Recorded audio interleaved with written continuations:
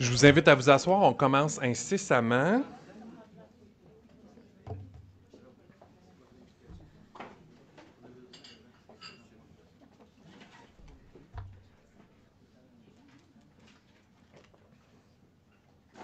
Merci, merci. Il reste un peu de place en avant aussi. On est bon pour la diffusion?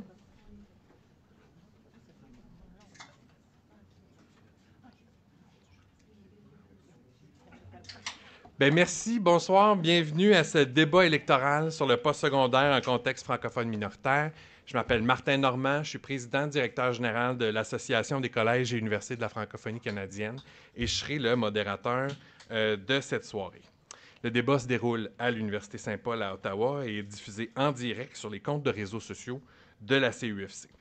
Je tiens à souligner que les bureaux de la CUFC se situent sur le territoire traditionnel non cédé du peuple Anishinaabe et je nous invite à réfléchir aux savoirs autochtones qui pourraient nous guider dans nos échanges et nos actions. Les communautés francophones en situation minoritaire doivent pouvoir compter sur des institutions fortes pour s'épanouir et demeurer résilientes dans un contexte incertain. Collèges et universités en contexte francophone minoritaire sont prêts à contribuer aux réponses à des défis émergents et à l'atteinte d'objectifs collectifs.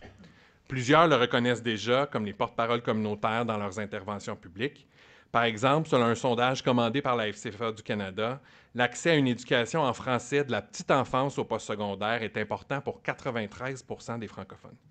Le gouvernement fédéral le reconnaît aussi et s'attribue désormais un rôle dans l'appui au postsecondaire en contexte linguistique minoritaire dans la loi sur les langues officielles. Et donc, à l'aube d'une élection fédérale, la CUFC a choisi de créer cette occasion pour entendre chacun des partis représentés à la Chambre des communes sur un enjeu qui mobilise tant nos communautés et qui occupe beaucoup d'espace dans le discours public. On a aussi invité 3 partenaires stratégiques à se joindre à nous pour donner corps et contenu à cet événement, l'ACFAS, la Fédération des communautés francophones et acadiennes du Canada, et le Réseau de développement économique et d'employabilité du Canada. Ensemble, nous avons identifié une série de thèmes et de questions qui nous permettront de faire un tour d'horizon du secteur postsecondaire et d'en apprendre plus sur les stratégies des partis politiques pour en assurer la pérennité. Donc, avant d'aller plus loin, j'invite Louis-Patrick Leroux, recteur de l'Université Saint-Paul, à nous accueillir chez lui. Louis-Patrick.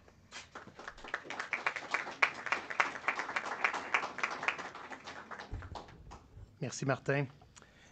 Chers distingués invités, chers professeurs, chères étudiantes, étudiants, members of the press, j'ai toujours voulu dire ça.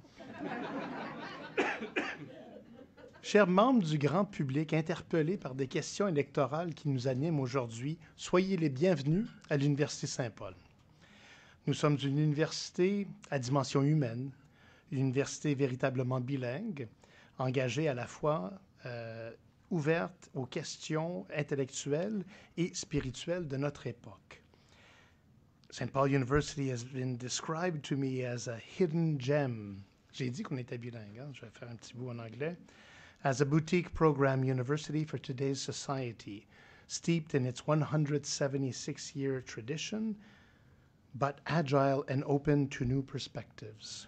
C'est effectivement l'université que je reconnais tous les jours depuis que je suis là, depuis 1 an. Votre téléphone.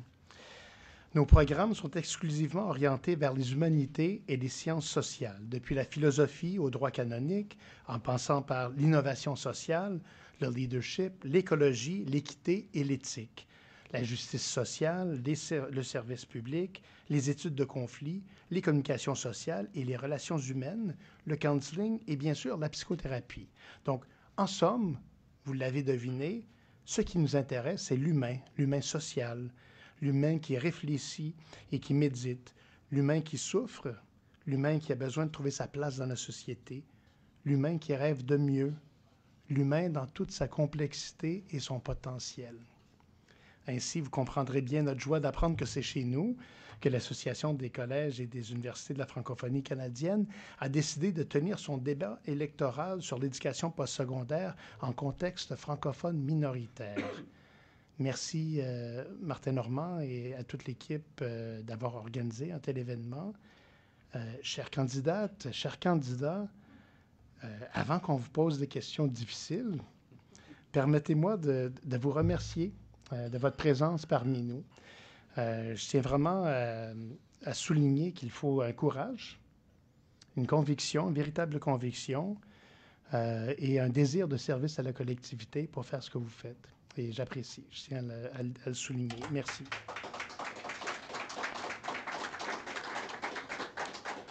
Ce que vous faites est important pour notre démocratie, qu'on soit d'accord ou non avec vos propos.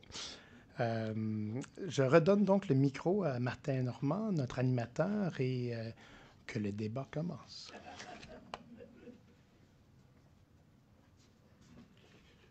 Merci beaucoup, Patrick. Je vais commencer par vous présenter en ordre alphabétique nos 4 participantes de ce soir. Tout d'abord, l'honorable Mona Fortier, candidate du Parti libéral du Canada dans Ottawa-Vanier-Gloucester, élue pour la première fois à la Chambre des communes en avril 2017, puis réélue en 2019 et 2021. Occupé plusieurs postes de ministre, dont celui de la prospérité de la classe moyenne et celui de ministre associé des Finances, de présidente du Conseil du Trésor et de whip en chef du gouvernement.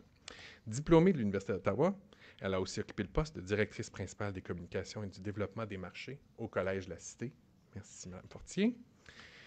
Joël Godin, candidat du Parti conservateur du Canada dans Portneuf-Jacques-Cartier, où il est élu depuis 2015. Il a notamment été ministre du cabinet fantôme responsable des langues officielles, vice-président du comité parlementaire sur les langues officielles et président de la commission des affaires parlementaires à l'Assemblée parlementaire de la francophonie. Son travail à Ottawa reflète sa volonté de préserver l'identité francophone tout en favorisant un dialogue inclusif entre les communautés linguistiques du pays. Pascale Matteki est la candidate du nouveau Parti démocratique dans Hull-Elmer. Depuis qu'elle a déménagé dans Hull-Elmer il y a 15 ans avec ses 2 filles, Mme Matteki s'est impliquée activement dans des mouvements locaux visant à construire une communauté résiliente et inclusive. Forte de ses propres expériences, elle est une militante convaincue pour le logement abordable.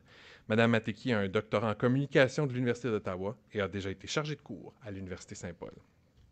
Et finalement, Richard Nadeau, candidat du Bloc québécois dans Gatineau, détenteur d'une maîtrise en administration scolaire et de 3 baccalauréats en histoire, sciences sociales et éducation.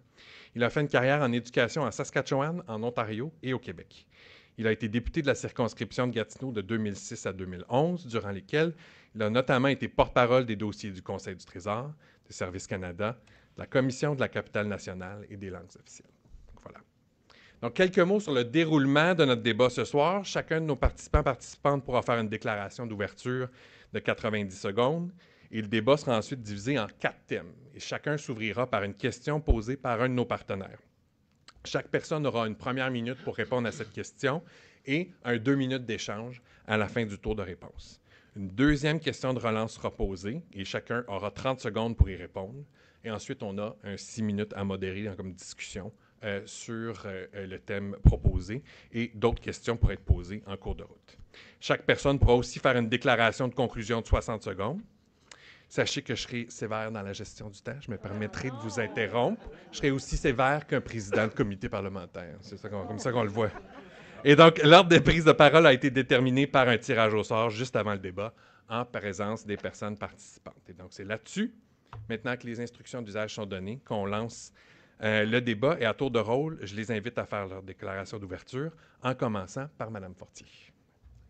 Alors, bonsoir à toutes et à tous. Merci aux organisateurs. Je tiens d'abord aussi à reconnaître que nous sommes rassemblés sur le territoire traditionnel non cédé du peuple algonquin Anishinaabe.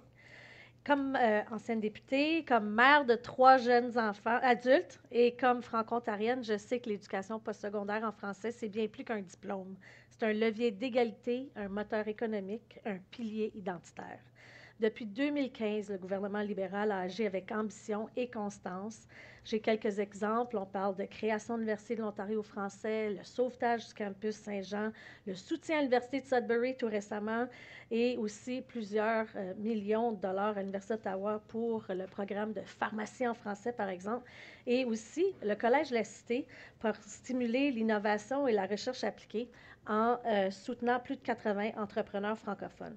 Le plan d'action sur les langues officielles de 2023-2028, on a investi des millions de dollars pour les établissements en français et aussi au niveau de la recherche en français. Et on agit sur les recommandations du rapport parlementaire pour revitaliser la publication scientifique en français. De plus, vous le savez, on a modernisé la loi sur les langues officielles.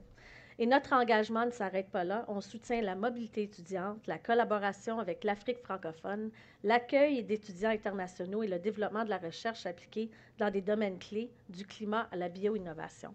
On ne défend pas la francophonie avec de belles intentions, on la défend avec du leadership, des actions concrètes, des investissements de taille, une vision forte pour aujourd'hui et demain.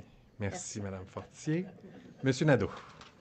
Bonsoir tout le monde. Je suis bien heureux d'être ici. J'ai rencontré des collègues, ex-collègues avec qui j'ai travaillé. Je pense à Ronald Bisson, avec qui était mon patron à la Fédération de la jeunesse canadienne-française, où j'ai travaillé pendant 4 ans. Et aussi, j'ai rencontré des gens de la Fédération des communautés francophones et acadiennes, où j'ai effectivement travaillé pendant 4 ans. Et à la Fédération de la jeunesse canadienne-française, on remonte un petit bout de temps, j'étais responsable du dossier de l'accès au postsecondaire en français hors Québec. J'ai amené les rapports ici, je ne vous les lirai pas, mais je veux juste vous savoir que j'ai quand même une bonne idée de la chose. L'autre élément, effectivement, j'ai enseigné chez les Fransaskois, les Métis à Saskatchewan. Et j'ai également enseigné à l'école, entre autres, Gisèle Lalonde, que j'ai bien connue aussi, à Louis Riel, que lui, j'ai moins connu, mais dont on connaît bien. Et bien sûr, j'ai enseigné aussi à De La Salle, ici à Ottawa. Ceci dit, ce qui est important pour moi, c'est, puis vous comprendrez que, bon, je suis né à Hawkesbury, en Ontario, j'ai fait j'ai vécu ma jeunesse là, etc., comme notre maître de cérémonie aujourd'hui. Et j'ai fini mon secondaire au Minnesota, bourse d'études à l'époque, avec les ambulanciers de la Première Guerre mondiale. Ceci dit, ce qui est important pour moi, c'est la question de la pérennité du fait français en Amérique du Nord et avec une réalité pour l'ensemble des locuteurs qui parlent français chez toutes les communautés le reste pour la suite. Voilà. Merci, M. Nadeau. Madame Mateki. Bonsoir, je m'appelle Pascal Mateki, je suis la candidate néo-démocrate pour Hull-Elmer. Je suis mère, chercheur, prof, militante féministe et fière résidente de notre communauté depuis de nombreuses années. Je suis aussi une immigrante francophone de première génération. Je me présente parce que l'avenir de nos jeunes, des travailleurs, de notre langue, de notre culture est menacé de plusieurs parts. Le Canada a besoin d'un nouveau contrat social, un contrat qui est ancré dans l'équité, la justice et le courage politique. Et j'ai choisi le NPD justement pour ça, parce que l'histoire nous a démontré qu'à chaque mouvement social, à chaque prise de décision, le NPD a été du bon côté de l'histoire, que ce soit pour le droit des communautés LGBT, que ce soit pour le droit des travailleurs, que ce soit pour la santé, pour l'environnement.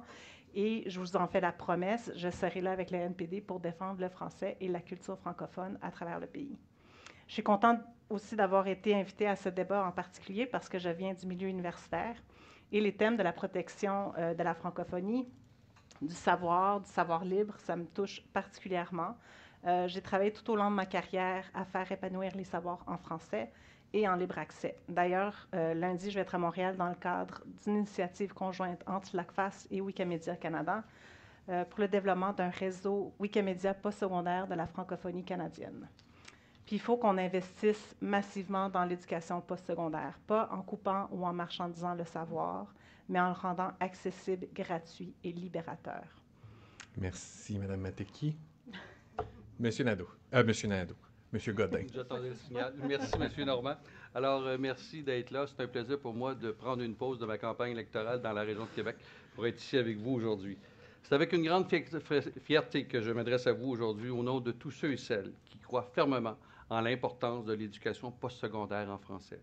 Partout au pays, nous, au Parti conservateur, on y croit. Les collèges et universités francophones jouent un rôle essentiel, non seulement dans la transmission de notre langue, mais dans le développement de nos régions, dans la formation d'une main-d'œuvre qualifiée et dans la vitalité de nos communautés. Les institutions postsecondaires francophones sont des piliers de notre culture, de notre économie et de notre avenir. Offrir une éducation de qualité en français, peu importe la province ou le territoire, c'est affirmer que notre langue a sa place, qu'elle est porteuse de savoir, d'innovation et de rayonnement. Mon engagement est clair. Je vais continuer à défendre le financement, la reconnaissance et la valorisation de nos institutions.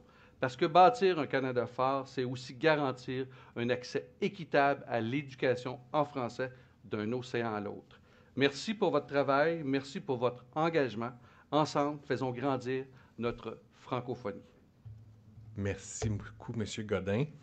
On a aussi été en contact avec Jonathan Pedneau, co-chef du Parti vert du Canada, qui s'excuse de ne pas pouvoir se joindre à nous ce soir, mais on lui a donné l'occasion de nous fournir une déclaration d'ouverture que je me permets de vous lire. Donc, le Parti vert du Canada reconnaît l'importance vitale de l'éducation postsecondaire en français pour assurer la vitalité des communautés francophones à travers le pays, tant à l'extérieur du Québec qu'au sein de celui-ci. Pour nous, évidemment le Parti vert, l'accès à une formation de qualité en français n'est pas un luxe, c'est un droit fondamental. Nous proposons un réinvestissement massif dans les universités et collèges francophones en situation minoritaire, qui sont souvent sous-financés et vulnérables. Cela inclut un financement stable et prévisible, ainsi que la création d'un fonds fédéral dédié à la protection et à l'expansion de l'offre postsecondaire en français partout au pays. Nous appuyons également les efforts visant à favoriser la collaboration entre établissements francophones pour mutualiser les ressources et accroître les possibilités d'échange et de recherche. Le Parti vert défend également la gratuité des études postsecondaires, incluant les institutions francophones. Trop de jeunes, notamment dans les communautés francophones en situation minoritaire, ont de la misère à financer leurs études et doivent y renoncer pour ces raisons. C'est une injustice qu'on souhaite corriger en éliminant les frais de scolarité et en annulant les dettes étudiantes fédérales. Finalement, nous croyons qu'il faut mieux soutenir les programmes de formation des enseignants en français pour garantir un personnel qualifié et engagé. L'éducation postsecondaire en français est une pierre angulaire de la dualité linguistique canadienne et le Parti vert s'engage à la protéger et à la renforcer. Donc, je remercie à nouveau le co-chef du Parti vert pour cette déclaration d'ouverture. Là-dessus, on se lance dans notre premier bloc. Les établissements postsecondaires sont des alliés des communautés francophones, des gouvernements et de la société canadienne pour réaliser des projets collectifs, structurants et d'envergure. D'ailleurs, la loi sur les langues officielles fait maintenant référence aux possibilités de faire des apprentissages dans la langue officielle de son choix au postsecondaire et à l'importance pour les communautés de disposer d'institutions fortes qui appuient leur épanouissement. En ce sens, les établissements postsecondaires veulent contribuer à des objectifs gouvernementaux, notamment en santé, en justice, en éducation et en petite enfance. Mais ils n'ont pas toujours les moyens de leurs ambitions. Et de surcroît, de récentes études démontrent que la valeur ajoutée des études postsecondaires en français est mal connue et que plusieurs obstacles se dressent devant une personne étudiante qui voudrait faire le choix d'étudier en français. C'est pourquoi nous consacrons ce premier bloc du débat à l'appui du gouvernement fédéral au secteur postsecondaire. Et j'invite à nouveau Louis-Patrick Leroux, recteur de l'Université Saint-Paul, à poser la première question du bloc au nom de l'Association des collèges et universités de la francophonie canadienne. Je micro en arrière. Oui.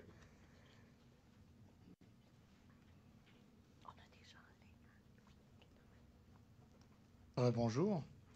Alors, je vous donne un peu un préambule et ensuite je pose la question. Donc, les collèges et universités traversent de nombreux défis simultanément. Vous savez bien, d'une part, une stagnation du financement public de l'enseignement supérieur. D'autre part, l'émergence d'un discours public qui met en doute la contribution réelle du secteur à la société canadienne. Troisièmement, la difficulté d'attirer et de retenir des étudiants à la fois nationalement et de l'international, surtout de l'international depuis quelques mois, vous le savez. J'ajoute que de récentes décisions concernant l'enseignement supérieur et la recherche prises au sud de la frontière font craindre des effets potentiels au Canada. Donc, sur plusieurs de ces fronts, donc la recherche, l'innovation, la question des visas, les politiques publiques aussi, le gouvernement fédéral joue un rôle primordial de concert avec les gouvernements donc, provinciaux, territoriaux et parfois municipaux dans certains cas. Si votre parti est élu, comment compte-t-il redonner au secteur postsecondaire canadien, particulièrement dans le contexte qui nous intéresse, francophone, minoritaire, la capacité de remplir son rôle essentiel de formation? Pas seulement former des travailleurs, mais de formation de citoyennes et de citoyens responsables. Petite question. Merci. Et je vais donner le premier tour de réponse à M. Nadeau. Merci beaucoup pour l'exposé. Écoutez, moi, quand je regarde le gouvernement fédéral et quand je regarde la situation de la francophonie minoritaire à l'ensemble du Canada et de l'Acadie, puis même du Québec, là, on sait que le fait français recule. Il y a de l'assimilation plus on s'éloigne du Québec, plus on s'éloigne des régions clés de l'Acadie. Ceci dit, je crois sincèrement que l'argent du gouvernement fédéral en ce qui a trait à la question universitaire, je sais aussi qu'il y a des programmes qui vont des écoles secondaires et primaires, mais quoi que c'est de compétence provinciale, je n'irai pas là pour tout de suite. Il ne devrait pas y avoir d'argent là où la langue, elle est solide et forte. Donc, l'argent qui est distribué vers les institutions anglophones minoritaires au Québec, cet argent-là devrait, à la place, être dirigé, additionné aux argents qui sont pour, qui seraient pour les francophones hors Québec. Merci, donc, de M. rediriger Nadeau. cet argent-là. Merci, M. Nadeau. Mme Mateki, 1 minute. Merci. En fait, j'ai trouvé la question très intéressante. Merci beaucoup. Surtout la partie sur comment former l'esprit critique, puis comment faire passer le message que c'est super important. C'est pas juste les mathématiques, c'est pas juste la logique, c'est aussi l'esprit critique. Je pense qu'il faut rééquilibrer les budgets qui sont présentés plus au postsecondaire du côté des sciences. Il faut aussi soutenir les sciences sociales. C'est les sciences sociales qui vont beaucoup répondre aux grandes problématiques qu'on a aujourd'hui dans notre démocratie, tout ça. Donc, c'est de soutenir ce côté-là aussi. Puis d'avoir justement qu'on a une diversité de langues, de cultures, de gens qui sont autour de la table, on a une diversité de solutions. Donc, c'est vraiment de pousser à ce qu'on puisse garder toutes ces cultures-là au sein de nos milieux postsecondaires parce qu'on en a besoin pour trouver des solutions créatives aux problèmes qu'on a actuellement. Merci, Mme Mateki. M. Godin? Merci, Monsieur le recteur. Votre question était très pertinente et j'aime bien quand vous parlez de citoyens responsables et je pense que les gouvernements doivent aussi être responsables. Je pense que c'est important. L'argent, c'est important et il faut qu'elle soit bien distribuée, mais il faut aussi se donner les moyens d'avoir les outils pour pouvoir atteindre nos objectifs. Et un gouvernement conservateur va avoir l'intention et la volonté. Et en partant, lorsque le gouvernement a l'intention et la volonté, on trouve des solutions et on se doit travailler ensemble. Oui, l'argent, elle doit être là, elle doit être bien utilisée, mais j'oserais dire que dans les dernières années, on a vu le gouvernement libéral promettre 4,1 milliards de dollars avec, pour ce qui est du postsecondaire, 80 millions récurrents par année. Et vous n'avez eu que 30 millions par année. Alors, il faut être conséquent. Il faut avoir l'intention et la volonté. Et au Parti conservateur, on l'aura. Merci, M. Godin. Mme Fortier. Merci. Alors, on sait qu'on vit plusieurs défis. Hein? Et surtout maintenant avec notre ami Trump, pas vraiment notre ami, qui vient nous mettre d'autres pressions qui vont toucher la francophonie. Je pense qu'il faut qu'on serve de la fondation, la force du réseau postsecondaire francophone pour qu'on puisse vraiment s'aligner et s'assurer qu'on a les bons programmes, les bons emplois pour les jeunes et les moins jeunes.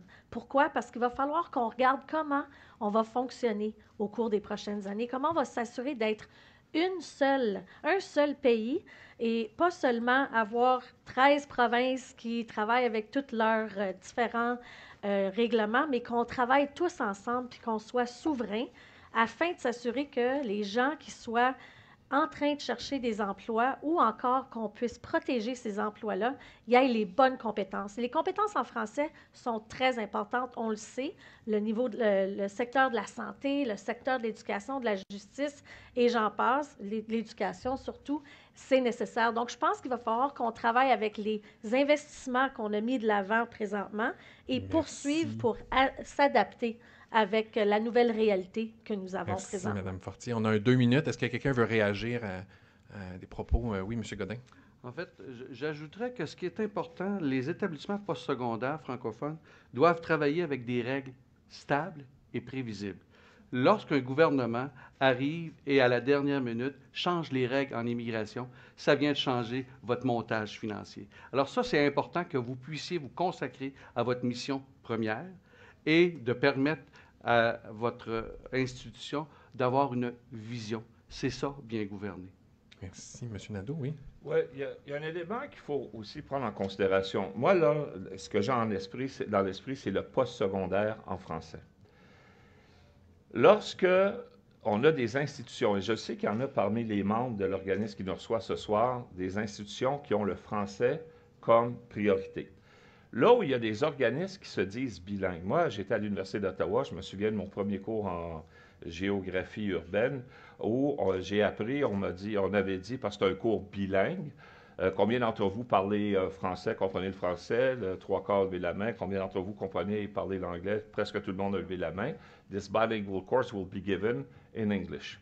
Il va falloir, comme la gestion scolaire, pour y avoir travaillé en Saskatchewan, avoir connu la chose en Ontario, il faut mettre le français comme priorité. Si on bilinguise les organisations, on fait en sorte de continuer à diminuer la force du français. Je vais permettre à Mme Fortier aussi qu'elle demande un tour de parole. Oui, je pense qu'il faut qu'on mette de l'avant le fait qu'on a un réseau, hein, comme j'ai dit tantôt, avec plein de forces. Puis il va falloir s'assurer que la mobilité des étudiants a lieu. Je pense au Collège L'Estée où j'y ai travaillé et où je collabore encore. Il y a beaucoup de programmes hybrides. Je pense qu'on va falloir qu'on travaille avec tout le réseau des établissements postsecondaires pour qu'on puisse se partager toutes ces opportunités pour que les étudiants puissent avoir les bonnes compétences avec les emplois qu'on a de l'avant. Donc, il va falloir qu'on concerte davantage et je pense que le gouvernement fédéral doit avoir un rôle pour voir comment on peut s'assurer que cette mobilité des étudiants, qu'ils viennent de l'étranger ou même à travers le pays, qu'on puisse faire cette approche pour renforcer et s'assurer qu'on ait les diplômés nécessaires pour les emplois nécessaires présentement. Merci. Madame Mateki, je vais vous donner le premier tour de réponse à la prochaine question. Donc, question de relance sur le même thème. Dans sa plateforme Par et pour la jeunesse, dans le cadre de cette campagne électorale fédérale, la Fédération de la jeunesse canadienne-française fait de l'accès à l'éducation postsecondaire en français au Canada l'une de ses priorités. Or, les enjeux financiers comme le coût des études, le coût du déménagement ou le fardeau de la dette étudiante figurent parmi les principales barrières à l'accès. Donc, que propose votre parti pour veiller à ce que la population étudiante canadienne puisse faire le choix d'étudier en français au postsecondaire? Mme Mateki, je vous donne le premier 30 secondes. Merci. Donc, moi, j'ai travaillé au CRSH pendant une année. J'étais sur les défis du futur. Ça a été super intéressant d'être académicienne et de voir l'autre côté de la médaille. Je pense qu'il y aurait beaucoup de travail à faire de ce côté-là pour justement soutenir les étudiants, les étudiantes, même du côté du financement pour les étudiants étrangers qui, en fait, sont le gagne-pain de beaucoup d'universités maintenant. C'est même pas le seuil de la pauvreté, là. Donc, oui, les réseaux, tout ça, mais c'est aussi le réseau d'employabilité. Donc, il y a beaucoup d'étudiants qui doivent travailler à temps partiel, qui travaillent à temps partiel dans des épiceries en anglais qui n'ont aucun lien avec les études qu'ils font. Donc, c'est une perte de temps du côté d'expérience, du côté de la culture, tout ça. Ils ne peuvent pas profiter du temps qu'ils ont dans leur nouvel environnement. C'est des choses comme ça donc, le réseau, oui, interuniversitaire, mais aussi avec les réseaux de métiers, de formation, et ainsi de suite qu'on a. Merci. Monsieur Godin? En fait, ce qui est intéressant au niveau des jeunes francophones, c'est qu'on découvre qu'au Canada, il y a beaucoup de gens qui sont intéressés, qui sont motivés à poursuivre leur formation académique en français. Ce n'est pas un manque de clientèle, c'est un manque d'institutions. Alors, il faut mettre les outils nécessaires pour leur permettre l'accessibilité et également de diminuer la lourdeur, la complexité au niveau du financement, mais au niveau des admissions. Alors, il faut être un facilitateur pour nous permettre à notre jeunesse de terminer et d'être diplômé postsecondaire en français. Et évidemment que j'invite les institutions à évidemment offrir plus de programmes. C'est le secret. Il faut être attractif, il faut innover, il faut suivre les demandes de chacune des communautés de langues officielles en situation minoritaire. Merci. Alors, il faut répondre à la demande. Merci, M. Godin. Mme Fortier? Bien, je pense qu'il faut aussi travailler pour s'assurer que les provinces prennent leurs responsabilités. Premièrement, on sait que ces juridictions provinciales, évidemment, le gouvernement fédéral contribue énormément en investissant pour soutenir le réseau postsecondaire qui offre des programmes en français. Donc, ça, c'est une chose que je pense avec Mark Carney, si je vois comment il va travailler avec les provinces, il pourrait rentrer cette initiative ou cette négociation à l'intérieur des négociations qu'il va faire avec les provinces. Pour ce qui est des jeunes, écoutez, moi j'ai 3 jeunes, dont 2 qui sont déjà à l'université à l'extérieur de chez nous. Je le sais que ça coûte cher. Alors, je pense que là, il faut qu'on continue à financer des programmes de bourse pour permettre la mobilité des jeunes, mais aussi en même temps trouver des façons de peut-être créer des programmes d'échange pour qu'ils puissent aller vivre des expériences dans différents, je dirais, universités ou collèges, parce qu'on devrait faire les deux, pour pouvoir aller chercher leur formation et leur diplôme. Merci, Mme Fortier. Monsieur Nadeau. Écoutez, on parlait de la jeunesse, la Fédération de la jeunesse canadienne-française tantôt, et puis j'ai regardé un document qui avait été écrit il y a déjà un certain temps, mais n'en demeure pas moins. Ça s'appelait La courte paille, c'était justement sur l'accès au postsecondaire en français. Première recommandation, obtenir une éducation intégralement française. 8e recommandation, que les fonds, à l'époque on appelait du programme des langues officielles en enseignement, priorisent les études postsecondaires en français.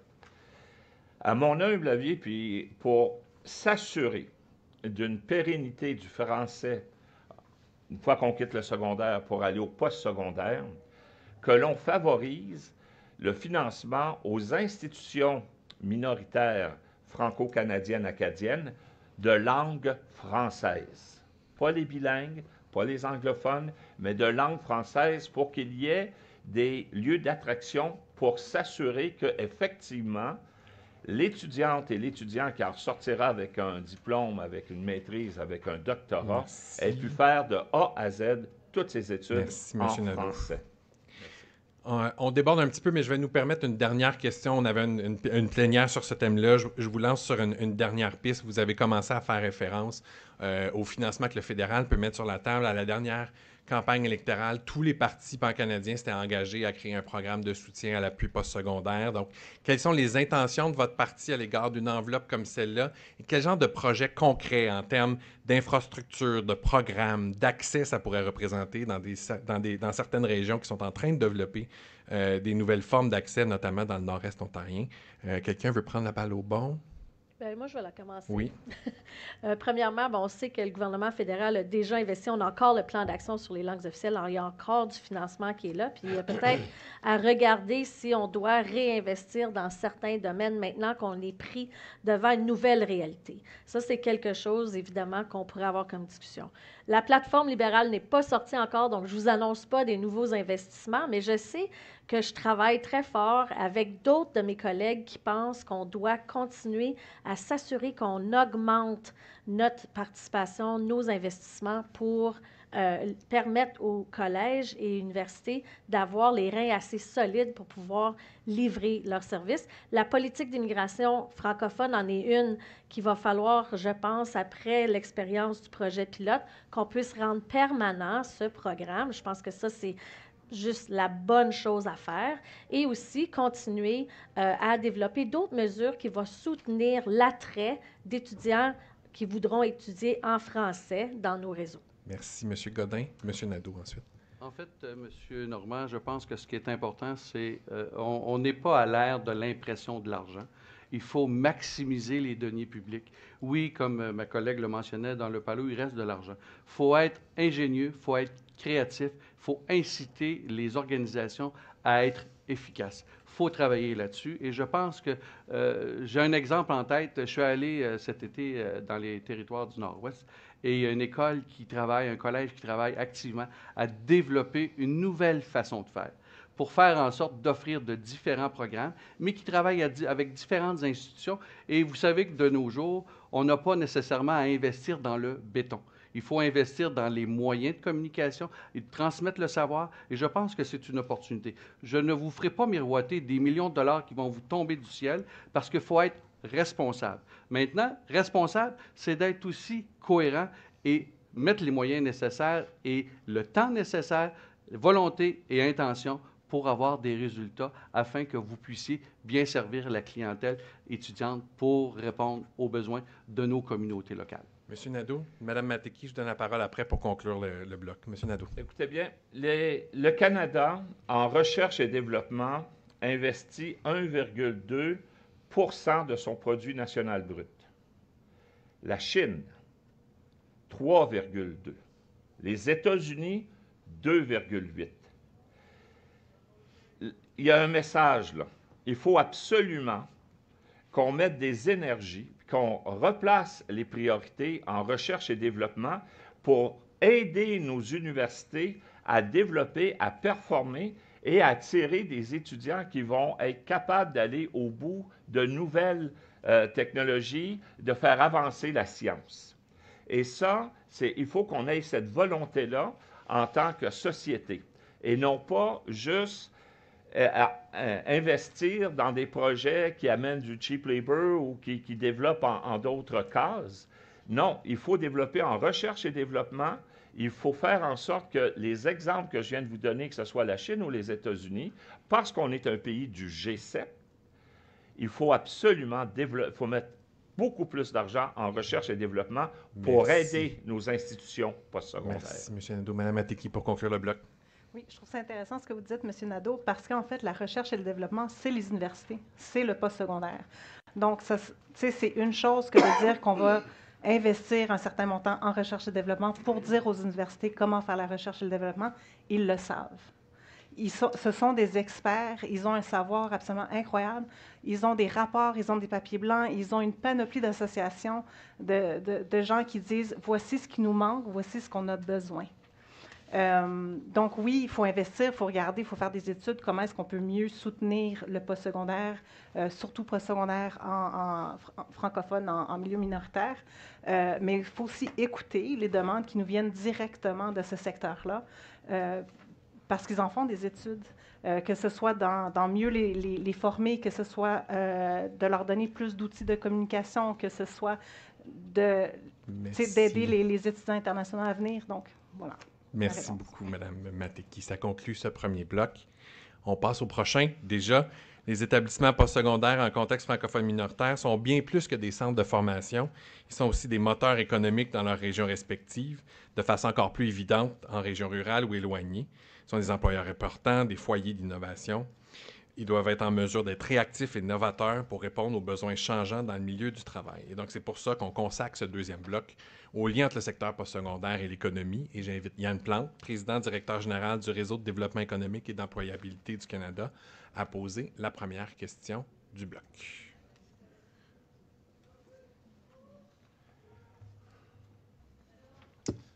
D'abord, je veux vous remercier, candidates et candidats, pour votre présence. C'est très, très apprécié.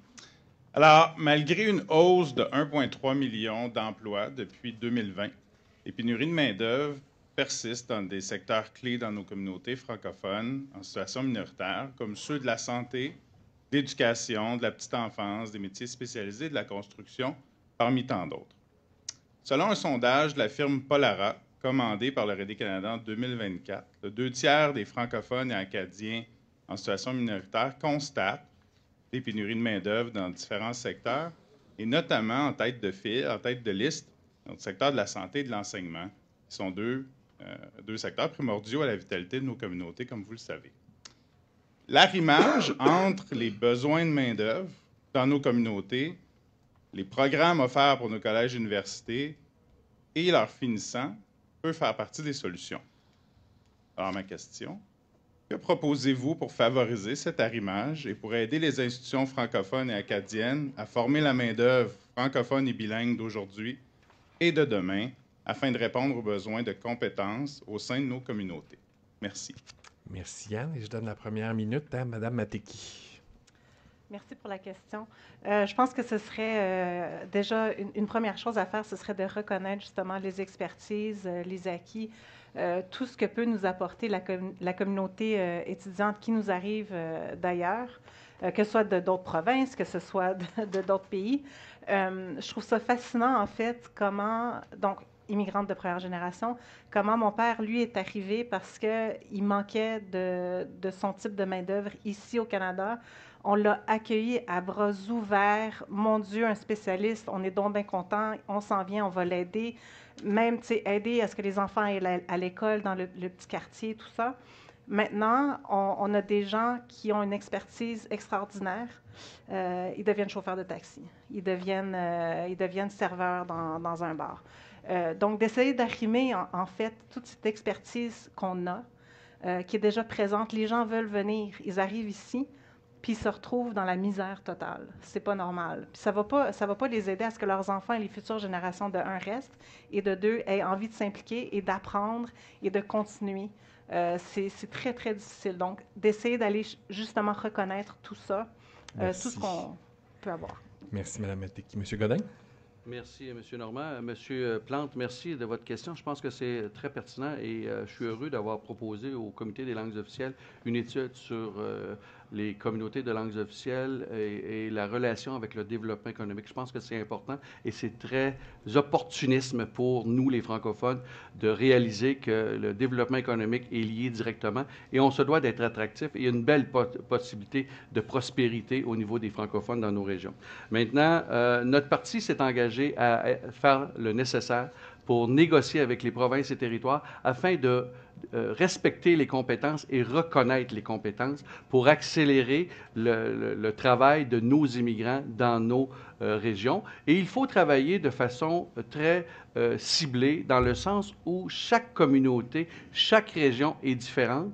Et je pense qu'il faut travailler avec le postsecondaire pour développer des programmes qui vont répondre aux besoins de nos entreprises locales, mais ça se doit d'être adapté. Ce n'est pas un programme étendu sur l'ensemble du territoire canadien. Il faut travailler avec les communautés locales et faire en sorte que l'on réponde vraiment aux besoins économiques de la région. Merci, M. Godin. Mme Fortier? Bien, je pense qu'on sait déjà quoi faire avec cette question-là. Pourquoi? Parce que la communauté francophone, elle a une série d'experts. Je pense au REDE, entre autres, la Société économique de l'Ontario. C'est vous, les experts, pour aider à partager avec les employeurs les besoins de mobilité des travailleurs. Donc, je pense qu'on a investi beaucoup, justement, monsieur, on vous a donné des montants pour l'éducation de la petite enfance, pour la question également de partager au niveau de l'immigration les nouveaux arrivants francophones dans les régions autant rurales que provinciales que régionales. Et je pense que les agences de développement économique régional comme FedNord, FedDev, que je connais en Ontario, doivent jouer un rôle avec ses partenaires pour s'assurer qu'on puisse être sur le terrain et s'assurer que ces pénuries de main-d'œuvre soient solutionner. Donc, je pense qu'on a déjà les outils. Il faut juste s'assurer d'avoir une meilleure coordination, travailler avec les communautés francophones qui sont les experts sur le terrain, savent où sont les besoins et le gouvernement fédéral, finalement, devient un allié pour s'assurer qu'on remplit ces besoins-là à travers le pays. Merci. Monsieur Nadeau? Le mot qui vient à l'esprit, c'est le mot arrimage. Ce qui est important, c'est que effectivement, il y a une crise au niveau de la main-d'œuvre. C'est la formation professionnelle. Il faut absolument que cet arrimage, que ça parte de nos jeunes qui ont 14, 15, 16 ans, en fonction de leurs futures études postsecondaires, que les écoles secondaires aient une bonne idée de qu'est-ce qu'on peut avoir comme formation professionnels, pas juste pour aller à l'université, mais aussi pour aller dans les collèges. Je pense au Nouveau-Brunswick où le réseau est très fort à cet effet-là. Et à ce moment-là, développer en fonction d'une formation professionnelle. Formation professionnelle qui permet, et je sais que ça existe à certains endroits, mais il faudrait quand même le généraliser à beaucoup plus grand, c'est la question de faire des ponts de ton institution au marché du travail, dans le domaine donné. Et à cela, pourquoi est-ce que quelqu'un qui aurait l'intention de faire des suivis ou d'apprendre, etc., pour devenir ingénieur, lui est payé et l'autre qui veut devenir enseignant ou enseignante, lui ne l'est pas, par exemple. Ça, c'est des choses d'encouragement. Et ce genre d'arrimage-là est nécessaire à l'ensemble du réseau de toute l'éducation. Merci. Je vais tout de suite nous lancer dans la question de relance. Parce qu'il y a certains liens avec les propos déjà que vous commencez à nous partager. Donc, le contexte économique actuel et la crise tarifaire laissent présager des temps difficiles au cours des prochains mois. Et ceci arrive dans un contexte où le taux de chômage chez les jeunes de 15 à 24 ans est très élevé, soit à 13,7 % le mois dernier. Il y a donc urgence d'établir des mesures pour replacer cette main-d'œuvre et prévoir sa requalification professionnelle, accroître ses compétences et permettre sa réinsertion sur le marché du travail. Donc, qu'est-ce que votre parti propose afin de favoriser la réinsertion professionnelle exceptionnelle dans le contexte économique actuel et comment les collèges et universités de la francophonie canadienne peuvent être soutenus et outillés afin d'augmenter leur offre de formation pour ces nouvelles personnes en recherche d'emploi. Je vais donner le premier tour de parole à M. Godin. Merci, M. Normand. En fait, je pense qu'il faut être conscient que dans toute crise, nous pouvons être opportunistes. Il y a des opportunités qui se créent. Lorsqu'on voit des jeunes qui sont en chômage, et c'est peut-être le moment de les inciter à retourner sur les bancs d'école pour développer des compétences et pour répondre aux besoins réels du marché local. Parce qu'il y aura du chômage auprès des jeunes, mais il y a aussi des postes vacants. Alors, il faut trouver l'équilibre et je pense que le gouvernement, le Parti conservateur du Canada, entre autres, va mettre en place les outils nécessaires pour vous accompagner et inciter nos jeunes à retourner sur les bancs d'école au lieu d'être au chômage et ne pas être utilisés dans notre société. Merci. Et c'est une opportunité. Je le vois de façon positive. Merci. Madame Fortier? Oui, moi, je vais concentrer mon intervention cette fois-ci sur les métiers.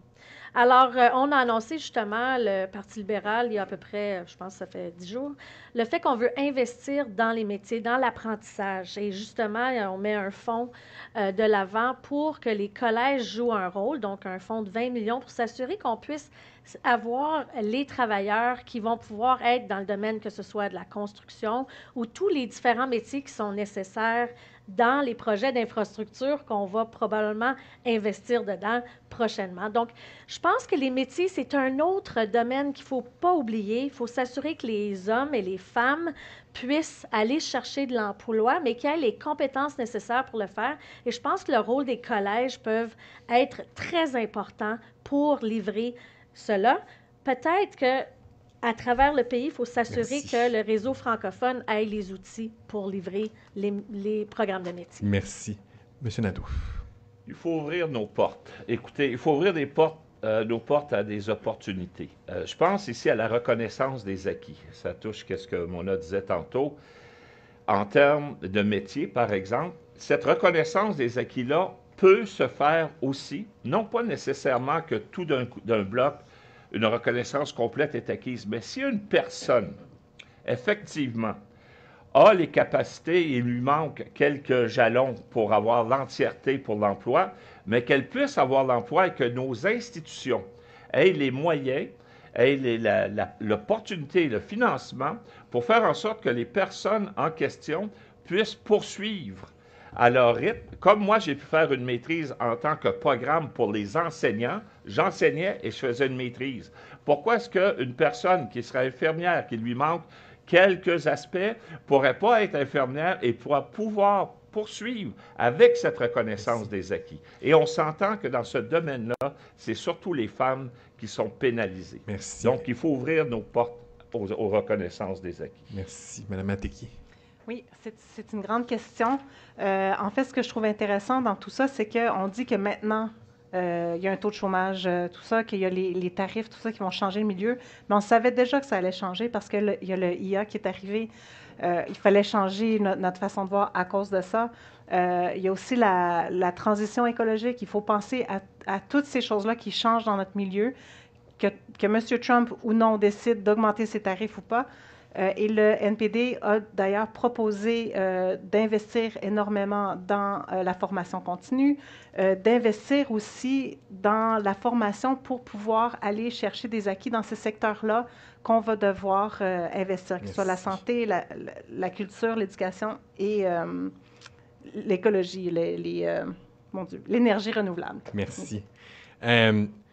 On a encore un peu de temps là, pour boucler ce bloc-là. Plutôt que vous poser une autre question, est-ce qu'il y a des choses que vous voudriez rajouter à vos réponses précédentes? M. Godin, Mme Fortier.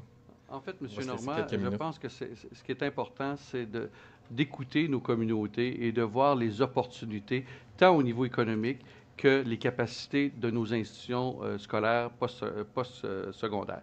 Je pense qu'il faut travailler de façon arrimée pour faire en sorte que l'on grandisse ensemble. Et je pense que ce n'est pas nécessairement que juste une question d'argent. C'est une question d'innovation, de créativité. Et je pense que comme société, on se doit d'aller dans ce sens-là.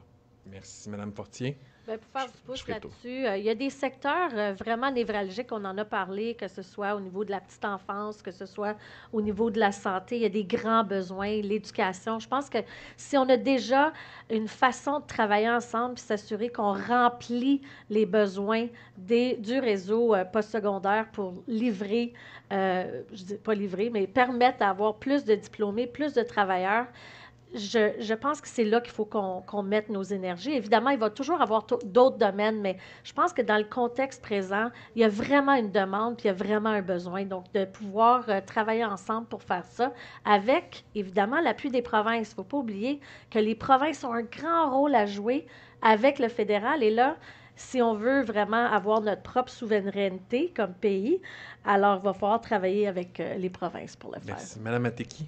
Je trouve ça vraiment intéressant que le fédéral remet souvent le fardeau sur les provinces. Ce serait quelque chose à regarder énormément, mais j'aimerais ça aussi juste dire que le NPD aimerait ça regarder ou investir dans un salaire universel.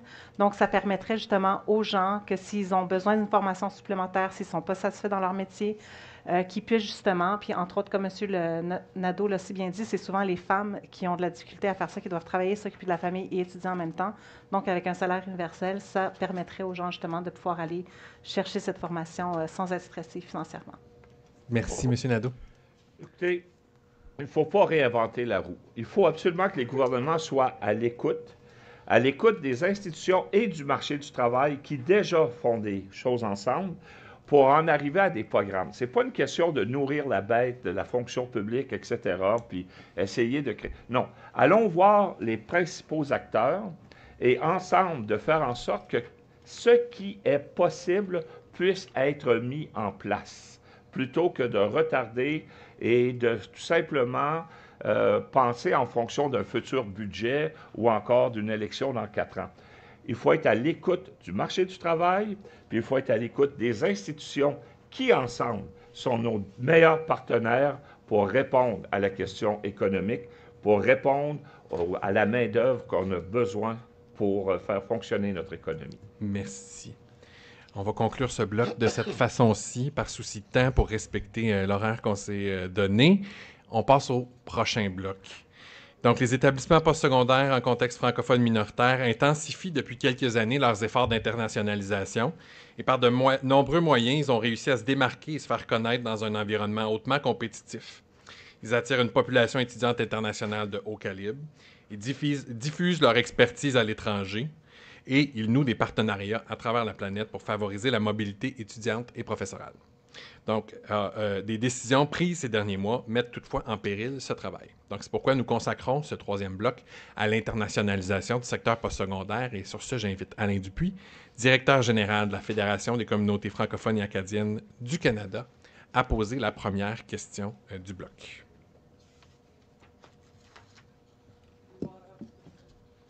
Alors, bonjour, chers candidats, candidates. L'année dernière, la FCFA du Canada a publié son plan stratégique communautaire en immigration francophone. Le rétablissement et l'accroissement du poids démographique de nos communautés y figurent comme objectif. Il est reconnu que le recrutement d'étudiants internationaux d'expression française joue un rôle capital pour atteindre cet objectif. Or, les récentes mesures fédérales, dont le plafond imposé au permis d'études, ont réduit la capacité de ces étudiants et étudiantes francophones provenant de l'international de fréquenter les établissements canadiens, notamment les institutions francophones en contexte minoritaire. Qu'allez-vous faire pour que nous puissions attirer et retenir les étudiants et étudiantes internationaux francophones au sein de nos communautés et faciliter leur transition vers la résidence permanente après leur diplomation? Merci. Merci, Alain. Et je donne le premier tour de parole à Mme Fortier. Bien, écoutez, moi, je pense que c'est vraiment une opportunité qu'on a de continuer à travailler sur la politique d'immigration francophone qui a été lancée par le gouvernement fédéral. On sait qu'il y a eu des changements, on a dû s'adapter au cours de la dernière année puis trouver des mesures pour permettre à continuer à augmenter la participation des étudiants internationaux francophones dans notre réseau en développant, par exemple, le projet pilote pour pouvoir avoir des étudiants internationaux dans nos établissements francophones. Une bonne nouvelle, c'est que le gouvernement fédéral a dû rétablir ses niveaux de croissance au niveau des communautés plutôt anglophones, parce qu'on a gardé les mêmes niveaux de pourcentage au niveau francophone. Puis je pense que ça nous donne une plus-value si on parle de la communauté et de la stratégie d'immigration francophone, de pouvoir s'assurer qu'on crée des programmes qui sont permanents afin d'assurer justement que des étudiants internationaux puissent avoir la voie de résidence permanente. Donc, Merci, Mme Fortier. Ça Désolé. va vite, 60 Oui, secondes. ça va vite. Monsieur Nadeau. Bon, là, il y a une chose qui est très importante à comprendre. Durant les 2 dernières années, j'ai travaillé pour 2 députés différents sur la colline. Vous comprendrez des collègues là, du Bloc québécois. Et la question de l'immigration, la question des visas, la question des immigrants qui viennent de la francophonie, je pense en particulier à l'Afrique, mais que pas là, d'autres pays aussi. Immigration Canada, je ne comprends toujours pas que ça prend 2 fois plus de temps pour gérer un dossier d'une personne qui veut immigrer au Canada, qui est de langue française, que ça ne le prend pour quelqu'un qui est de langue anglaise. Juste là, juste améliorer ça aiderait déjà beaucoup nos institutions postsecondaires. Comment se fait-il qu'on est encore pris avec ce genre de situation systémique qui pénalise autant la personne qui veut venir étudier et pénalise les communautés comme telles et les institutions postsecondaires? Parce que c'est un tout, là. Et à ce moment-là, Merci, ça M. laisse Nadeau. un très mauvais message aux gens francophones qui veulent venir étudier au Canada. Merci beaucoup, M. Nadeau. Mme Mateki? Oui, donc la question est très intéressante. En fait, quand on pense à l'internalisation du savoir des universités, il faut penser, oui, c'est parce qu'on veut protéger notre français, on veut avoir des francophones ici, tout ça, mais il ne faut pas oublier que ça vient aussi beaucoup de la capitalisation du savoir. C'est que les universités sont sous-financées, puis ça entraîne en fait le recrutement vers les étudiants étrangers parce qu'ils payent beaucoup plus cher leurs études que les étudiants d'ici. C'est comme ça qu'on arrive en fait avec des débalancements, des déséquilibres très importants. Moi, j'ai 2 étudiantes cette session dans mon cours de maîtrise qui étaient à bout financièrement parce qu'on leur a dit « Venez au Canada, c'est incroyable, venez étudier en français, venez, venez, venez ». Ils arrivent ici, ça leur coûte des milliers de dollars, ils ne peuvent pas retourner voir leur famille. Il y a des problèmes de santé mentale très profonds. Puis ça, c'est encore une fois la marchandisation du savoir. Il faut trouver des façons pour que ce soit pas capitalisé, pour que les universités ne soient pas dans ce déficit tellement important qu'ils sont obligés d'aller recruter des étudiants à l'étranger, puis qu'ils ne soient même pas capables, après ça, de les soutenir comme ils en ont besoin. Merci. M. Godin? Merci, M. Normand. Je pense que faut être conscient que le système d'immigration, présentement, est brisé au Canada. Et M. Nadeau, j'apprécie que vous ayez souligné le fait que les francophones sont biaisés, sont traités comme clientèle de second ordre, et c'est inacceptable. Il faut réparer le système d'immigration. On parle au niveau des anglophones versus les francophones, au niveau des étudiants, mais on peut en parler aussi au niveau des travailleurs étrangers temporaires, les travailleurs saisonniers. C'est catastrophique. Il faut alléger le processus administratif. Je pense que ça, c'est un élément bien important. Maintenant, il faut comprendre qu'on parlait tantôt de prévisibilité. L'internationalisation, elle est importante, c'est vital pour certaines communautés de langues officielles en situation minoritaire. C'est un élément, c'est de l'oxygène pour la communauté francophone de ces régions-là. Mais en janvier 2025, le ministre de l'Immigration, Mark Miller, a pris une décision qui est sortie de nulle part, qui n'a pas permis aux organisations, aux institutions de faire de la prévisibilité. Alors moi, je pense que c'est manquer de respect. Et quand je parlais tout à l'heure d'intention et de volonté, c'est une belle démonstration. Merci, M. Godin. Avant d'aller dans la relance, est-ce que quelqu'un veut ajouter quelque chose à cette réponse-là, aux réponses que vous venez de donner? Je vais juste rappeler peut-être qu'il y a aussi les provinces qui doivent prendre leurs responsabilités quand ça vient de l'immigration, surtout en Ontario. Je peux donner l'exemple où il y a eu beaucoup d'abus de certains collèges et universités. Je ne pense pas du réseau francophone, mais on sait qu'il y a eu beaucoup d'abus et on a dû regarder cette question-là pour s'assurer que les provinces prennent leurs responsabilités. Donc, je pense que c'est important de quand même partager les faits ici. Merci. Je vais à M. Godin, Mme Mateki. En fait, je pense que c'est facile d'identifier les responsables autres que le gouvernement fédéral. Il faut que le gouvernement fédéral prenne ses responsabilités. Moi, lorsqu'on fait miroiter qu'on a amélioré la cible au niveau de l'immigration francophone, quand on augmente le pourcentage, mais qu'on diminue le montant total, si vous faites l'équation, il y a moins de francophones qui vont rentrer au pays dans les prochaines années. Merci, Mme Mateki. Je voulais juste souligner, en fait, exactement comme remercier M. Nadeau de sa réponse sur la disparité entre les francophones et les anglophones. Aussi la disparité dans les régions, dans les centres urbains, tout ça, il y a aussi une grande disparité dépendamment de où les gens veulent aller. Puis je voudrais encore une fois dire qu'il faut aussi se regarder soi-même au niveau fédéral.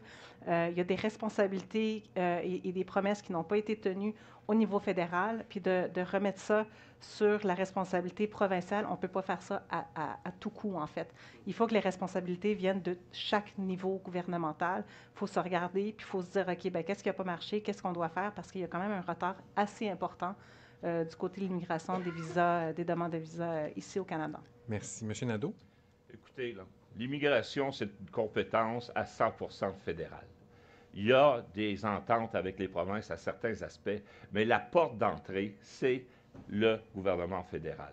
Et si c'est brisé à ce niveau-là, c'est certain que ça n'aide pas l'ensemble des partenaires, que ce soit provinciaux, mais surtout institutions et communautés.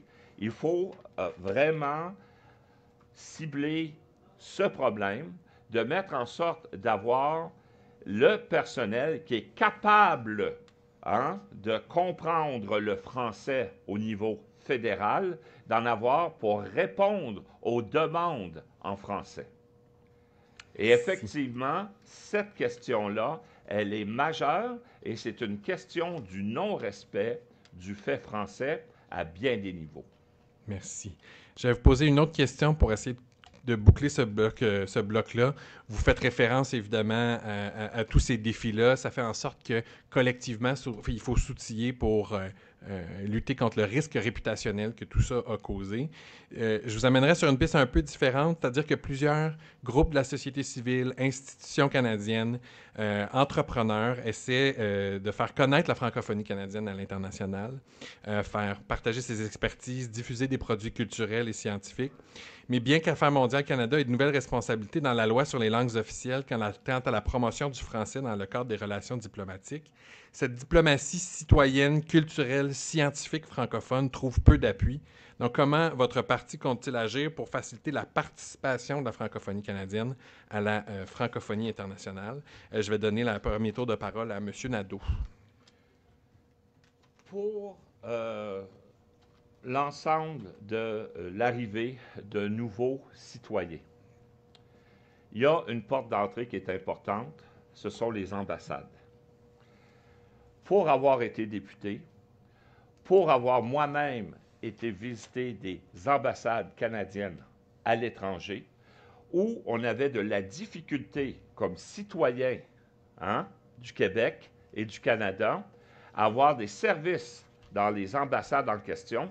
Imaginez-vous dans un pays, que ce soit la Tunisie ou ailleurs, où le français est une langue de communication, comment ils peuvent avoir de la difficulté à même penser faire des demandes pour rentrer au Canada, que ce soit au niveau pour des études ou au niveau pour immigrer en soi.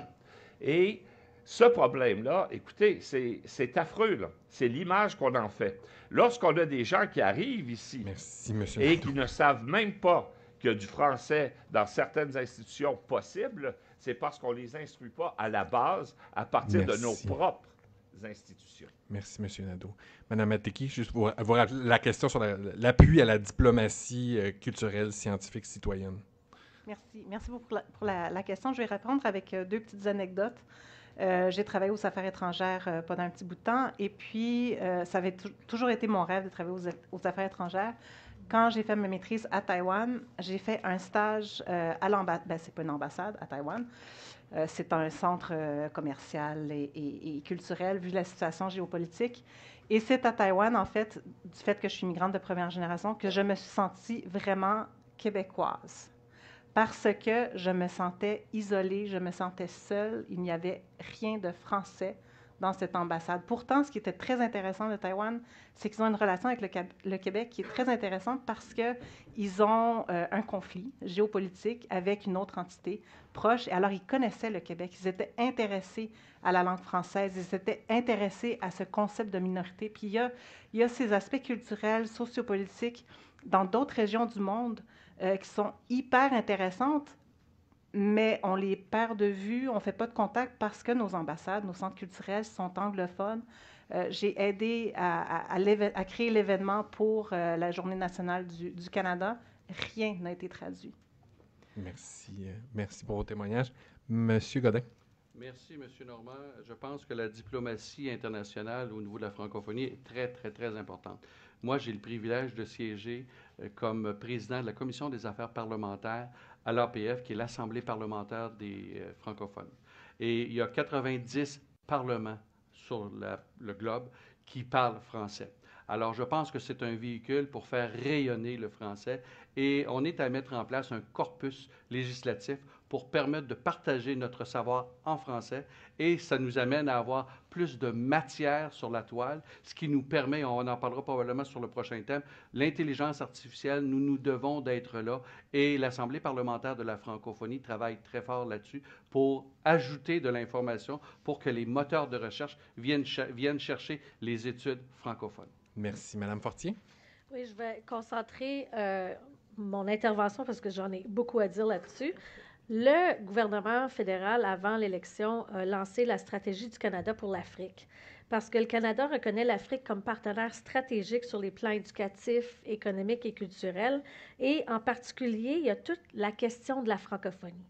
Alors ça va être vraiment j'appelle une toile qui va nous permettre de faire ces ententes au niveau bilatéral avec certains pays pour s'assurer d'augmenter la mobilité étudiante, pour pouvoir avoir des programmes qui sont conjoints avec nos établissements et les établissements sur le continent africain, là, dans ce contexte-ci francophone, qui va permettre aussi d'augmenter les échanges éducatifs et culturels. Donc, je pense qu'on peut continuer à travailler avec cette stratégie du Canada pour l'Afrique dans un contexte de développement de la francophonie sur nos deux continents. Parfait. Merci beaucoup.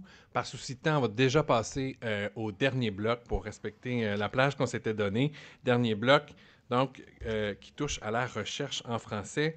Et le scientifique en chef du Québec rappelait récemment que la science joue un rôle central dans la résolution des défis économiques, environnementaux et sociaux. Mais la prédominance de l'anglais dans les sciences crée des inégalités profondes, ce qui fait en sorte que plus que jamais, des initiatives stratégiques doivent être développées pour promouvoir et appuyer la recherche en français. Et c'est pour ça qu'on y consacre notre dernier bloc. Et je vous pose la question, la première question pour ouvrir ce bloc-là, au nom de Sophie Montreuil, directrice générale de l'ACFAS, qui ne pouvait pas être avec nous ce soir. Donc, la première question. Dans un récent éditorial, l'ACFAS rappelle qu'il y a un travers dans le système fédéral de soutien à la recherche, le manque de soutien accordé à la recherche qui s'effectue en français et le manque de considération à l'égard des personnes qui tentent de faire exister cette recherche. La place dominante de l'anglais comme langue des sciences et de la recherche crée des effets pervers et exerce une pression sur la communauté de la recherche, notamment sur celle d'expression française. Ces dernières années, l'ACFAS a déposé 7 mémoires à différentes instances pour mettre de l'avant les recommandations qui découlent de ses propres efforts d'analyse et de consultation. Pourtant, les rapports de ces instances n'ont fait que très peu de place au message que l'ACFAS porte au nom de plus de 65 000 chercheuses et chercheurs francophones au Canada. Donc, dans ces circonstances, que propose votre parti pour appuyer et promouvoir la vie scientifique en français au Canada? Et je donnerai la première minute à Mme Mateki. Merci beaucoup. C'est une question que j'aime beaucoup du fait de l'avoir vécue étant académicienne francophone dans une université bilingue. De publier en français, c'est très difficile. D'offrir un cours qui est 100% français avec les lectures qui sont en français, les vidéos qui sont en français, c'est énorme comme travail. Ça vient aussi rencontrer un petit peu la question du soutien aux professeurs puis aux chercheurs de pouvoir leur fournir soit des heures, payer des heures supplémentaires pour être capable d'aller faire ce travail supplémentaire-là. C'est du soutien à toutes les associations, toutes les organisations qui existent, qui sont bilingues ou autres. Moi, je faisais partie de l'Association canadienne en communication.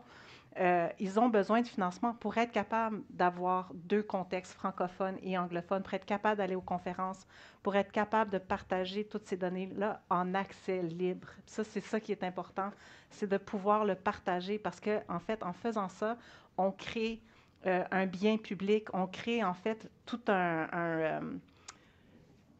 c'est de savoir qu'on peut repartager, on peut bâtir dessus, puis c'est là qu'est la vraie valeur en fait de nos universités, de nos chercheurs. Merci. Donc, c'est de financer... Oui, bon, je m'arrête. Désolé. Merci. Monsieur Godin. En fait, je pense qu'il faut remercier le scientifique en chef du Québec, M. Quirion, qui fait un travail énorme à l'international. J'ai eu la chance de le côtoyer parce qu'il a participé à une de mes commissions dans le cadre de l'APF à l'international. C'est un bon ambassadeur de la francophonie sur la toile et il se démène comme un poisson dans l'eau bénite pour faire en sorte que l'on puisse faire rayonner le français à l'international et il faut le souligner.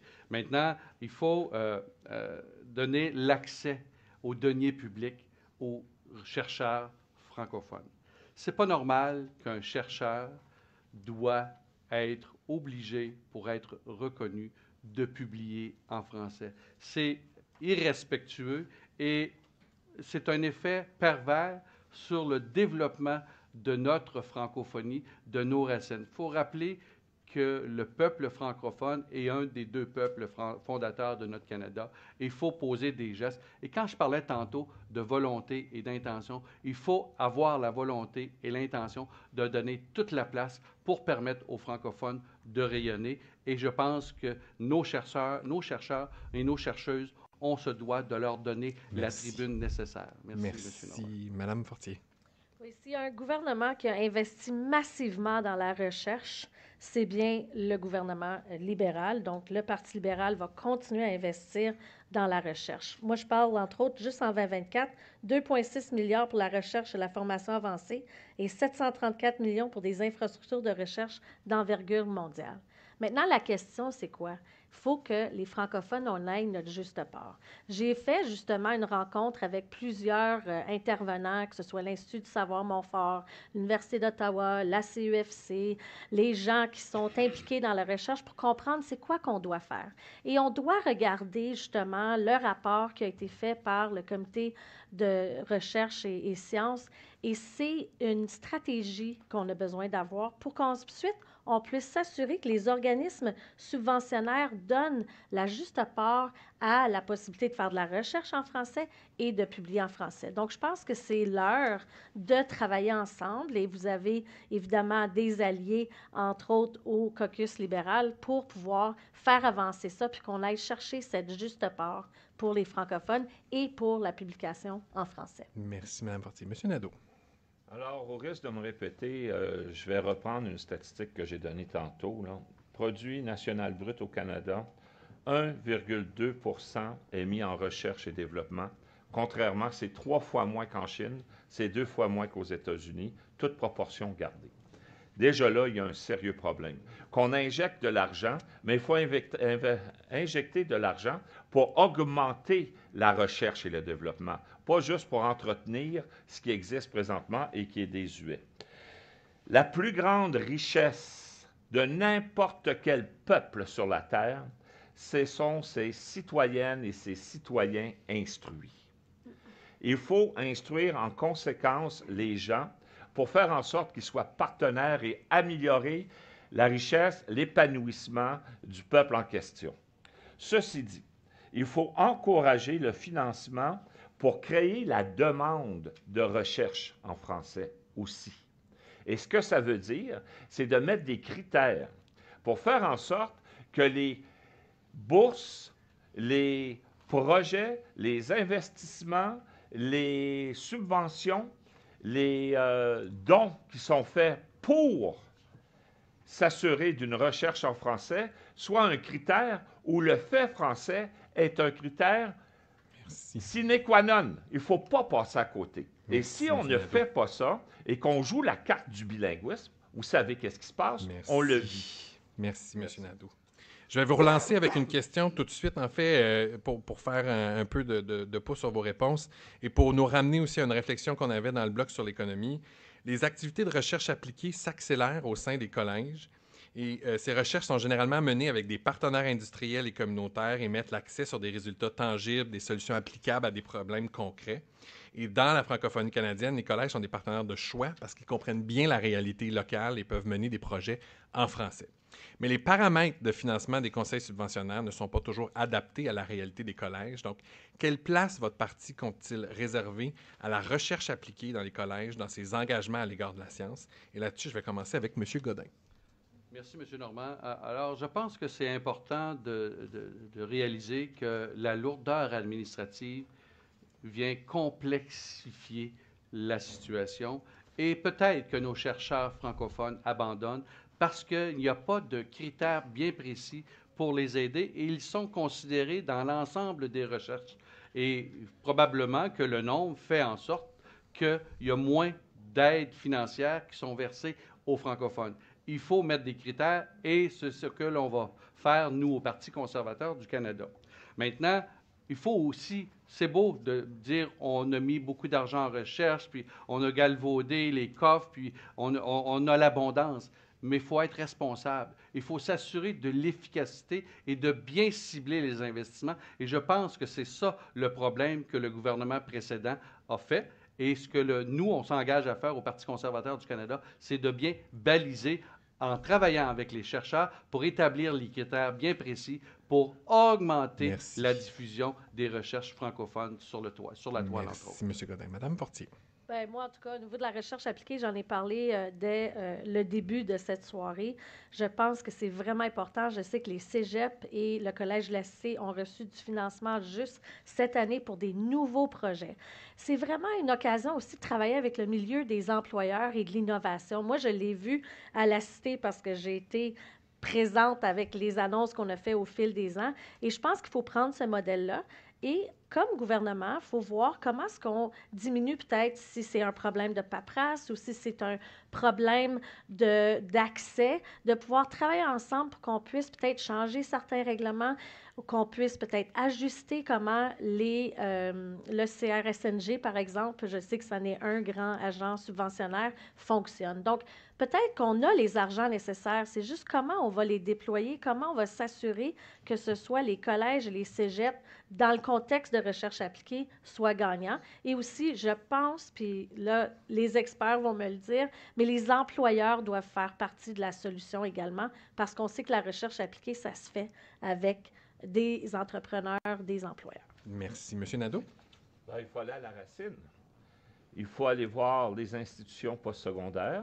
Il faut aller voir le marché du travail, les personnes qui sont dans le marché du travail, l'industrie, etc., pour qu'eux nous amènent le plan qui est nécessaire parce qu'ils connaissent les embûches pour que le gouvernement réponde à leurs demandes. Il ne faut pas que ça soit pondu du haut vers le bas, et je sais qu'il y a du travail qui se fait dans ce sens-là. Et quand on parle de partenariat, ce n'est pas partenariat, mais que le gouvernement est le partenariat numéro un. Non, non.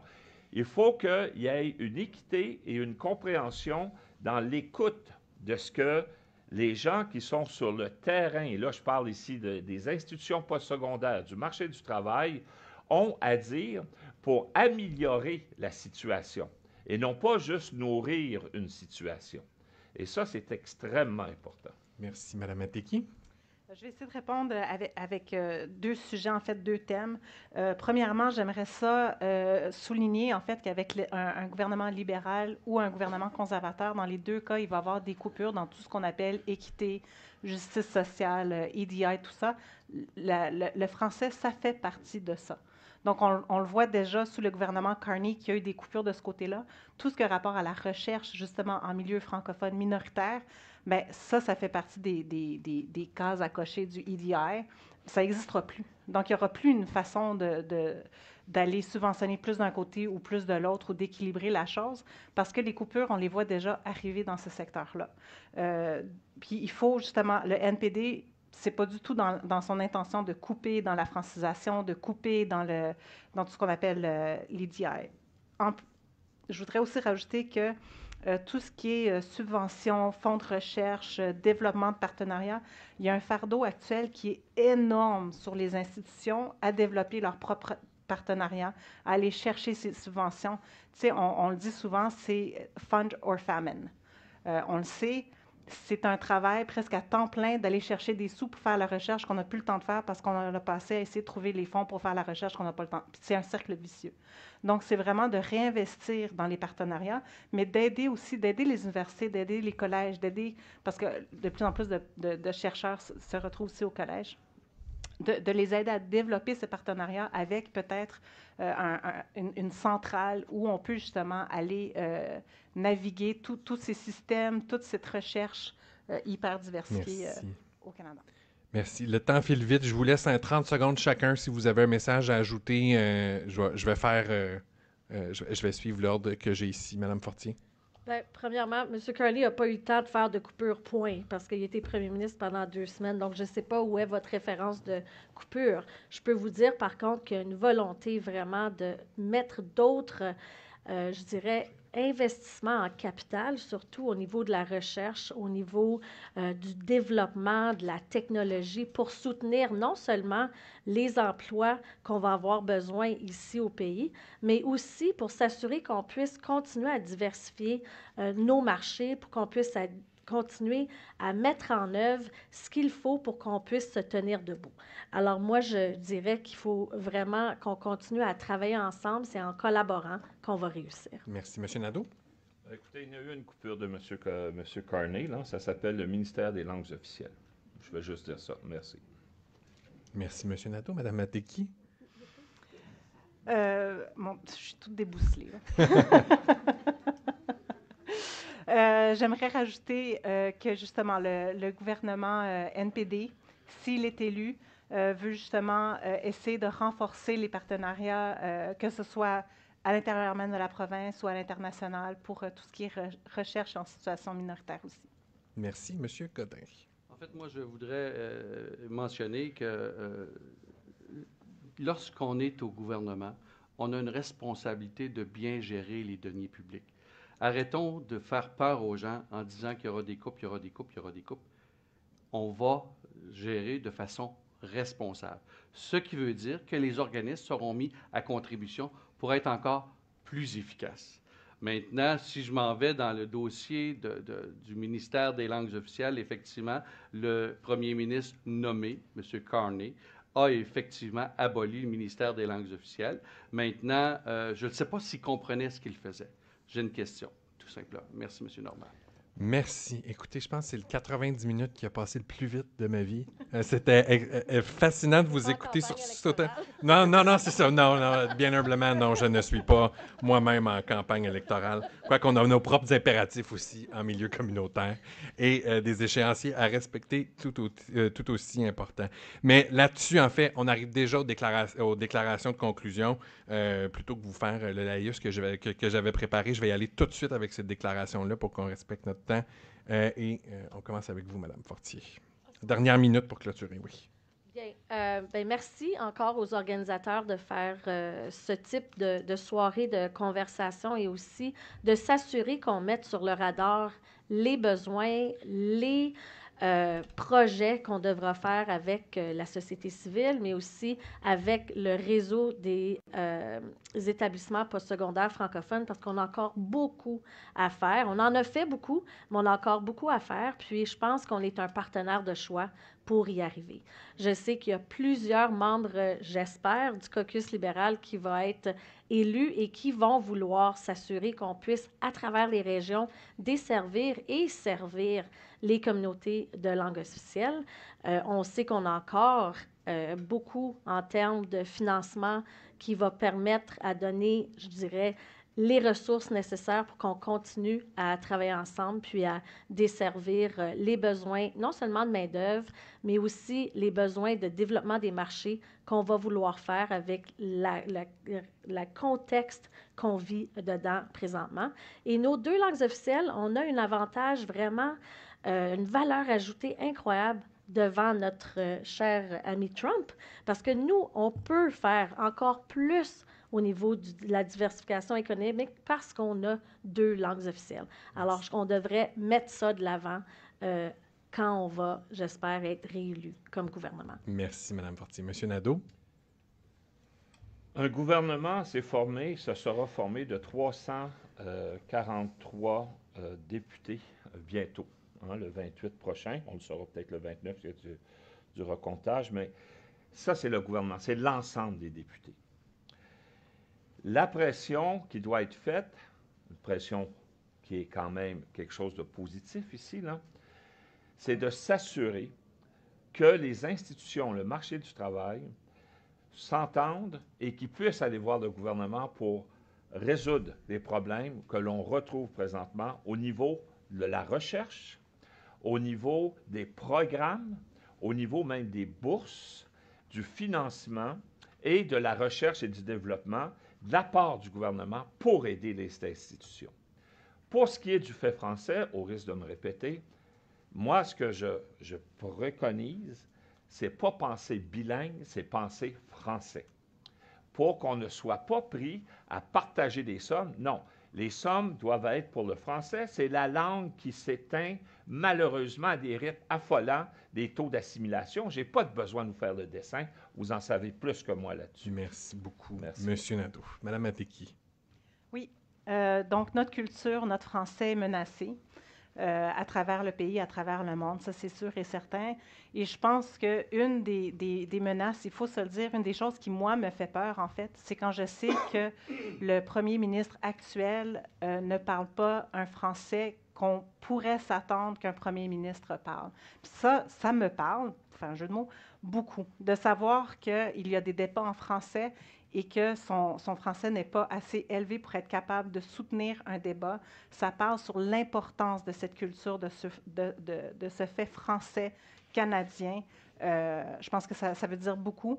Le NPD, on a, nous, juste dans notre système de communication, on a une équipe francophone, on a une équipe anglophone. C'est pas de la traduction, c'est pas bâtir maison, je sais pas quoi, c'est bâtir maison Canada. On a du cœur au ventre. On est là pour défendre les besoins des Canadiennes, peu importe leur background linguistique. Puis on veut financer la francophonie à la hauteur de son importance dans notre société. Merci beaucoup, Mme Mateki. Monsieur Godin. Merci, M. Normand. Merci à toutes les organisations. Je pense au RDE, à la FCFA et toutes les autres organisations qui ont contribué. Bravo, merci de nous donner une vitrine pour parler du fait français au Canada. Le Parti conservateur du Canada est et restera toujours un allié fidèle du postsecondaire canadien. Nous croyons fermement que des institutions fortes, bien financées et accessibles en français comme en anglais sont essentielles à notre avenir économique et social et culturel. Qu'il s'agisse de former la main-d'œuvre, de stimuler la recherche, d'accueillir des étudiants étrangers ou de soutenir nos communautés francophones en situation minoritaire, nous sommes engagés à agir concrètement. Notre vision est claire, bâtir un réseau postsecondaire solide, ancré dans les réalités régionales, ouvert sur le monde et capable de répondre aux grands défis d'aujourd'hui et de demain. Parce qu'investir dans l'éducation, c'est investir dans notre Canada. Comme premier ministre, les francophones et francophiles doivent avoir un chef de parti qui parle français, qui comprend le français, qui connaît la culture francophone. Et le seul chef présentement disponible pour devenir premier ministre du Canada, qui coche toutes les cases, c'est Pierre Poilievre, chef du Parti conservateur du Canada. Le Parti conservateur est prêt à travailler avec vous. Ensemble, faisons de la langue française un véhicule de savoir, un moteur économique et une force pour tout le pays. Merci. Merci beaucoup.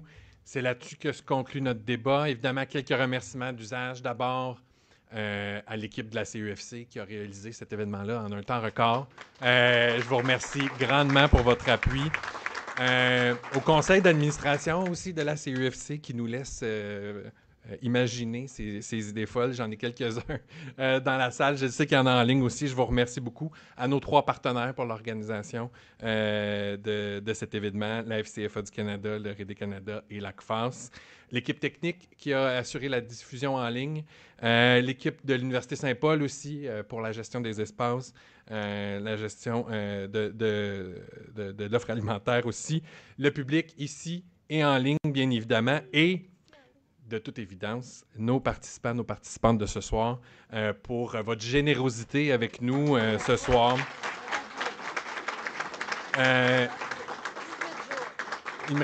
Merci beaucoup de vous être libérés pour un exercice de la sorte et je vous souhaite bonne chance dans la fin de vos campagnes. Un message en vous quittant. Les collèges et universités en contexte francophone minoritaire vont continuer à se mobiliser pour surmonter collectivement les défis auxquels sont confrontées les communautés francophones. Ces établissements continueront à être des partenaires clés pour innover aux côtés d'une diversité de parties prenantes. Et surtout, ils veulent continuer à être une force cohésive au sein de la société canadienne pour bâtir des communautés inclusives et résilientes. Donc, veillons à ce que les collèges et universités en contexte francophone minoritaire disposent des moyens nécessaires pour agir à la hauteur des attentes à leur égard. Je vous remercie et je vous souhaite une bonne fin de soirée. Merci.